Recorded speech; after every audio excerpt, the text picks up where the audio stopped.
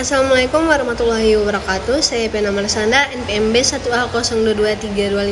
Dalam video ini saya akan membahas mengenai 3 teori pemidanan. Teori pemidanan ada 3, yaitu retributif, restoratif, dan restitutif.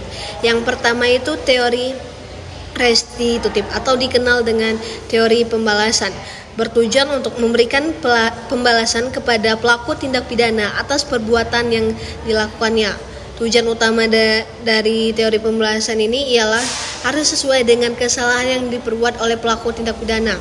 Teori ini bukan berfokus untuk mendidik atau untuk memperbaiki kesalahan korban, namun memberikan balasan kepada pelaku tindak pidana atas perbuatan yang dilakukannya.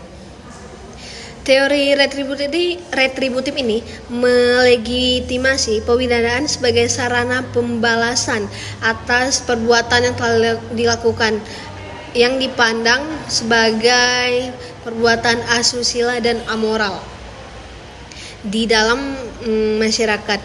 Kemudian oleh karena itu, pelaku kejahatan yang melakukan perbuatan tindak pidana ini harus dijatuhkan dengan pidana sebagai pembalasan atas perbuatannya.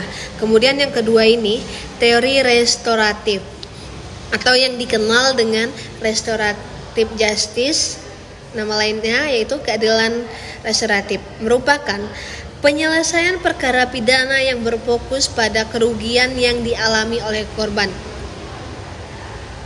Sebenarnya bukan kerugian, maksudnya itu perbuatan pelaku ini harus dipertanggungjawabkan terhadap korban. Misalnya itu seperti menekankan pada pemulihan keadaan setelah peristiwa pidana yang dilakukan. Teori restoratif ini bersifat fleksibel, menyesuaikan dengan konteks budaya dan kebutuhan komunitas. Keadilan restoratif atau teori restoratif justice ini merupakan respon terhadap tindak pidana yang mengizinkan korban, pihak korban, pelaku, keluarga untuk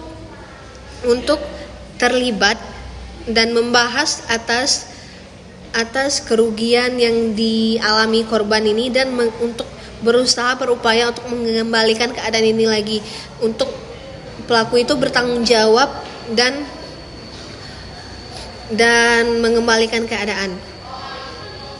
Nah, kemudian berdasarkan peraturan nomor 15 tahun 2002, peraturan Jaksa Agung nomor 15 tahun 2020 ini, adapun syarat-syarat dalam melakukan restoratif justice ini tadi yang pertama itu merupakan tindak pidana yang baru pertama kali dilakukan. Kemudian pidananya ini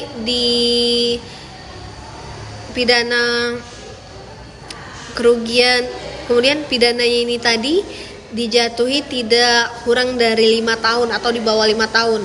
Kemudian kerugian yang ditimbulkan itu tidak lebih dari 2,5 juta rupiah. Kemudian lagi adanya kesepakatan antara pihak pelaku dan pihak korban dan mengganti kerugian atau memperbaiki kerusakan yang ditimbulkan. Jadi antara pihak pelaku dan korban ini tadi sudah menemukan kesepakatan untuk mengembalikan keadaan atau memperbaiki kesalahan yang ditimbulkan dari pelaku tindak pidana. Kemudian yang ketiga ini teori restitutif. Teori restitutif ini lebih menekankan pada ganti rugi. Ganti kerugian yang diberikan pelaku kepada korban atau keluarganya. Jadi, pelaku tindak pidana atau pihak ketiga yang membantu pelaku tindak pidana ini tadi harus bertanggung jawab dan mengganti rugi kepada pihak korban untuk mengembalikan apa saja hak-hak korban ini tadi yang diambilkan atau apa saja dari korban ini tadi yang dirugikan. Jadi pelaku itu harus bertanggung jawab atas perbuatan dan kelalaian yang diperbuatnya.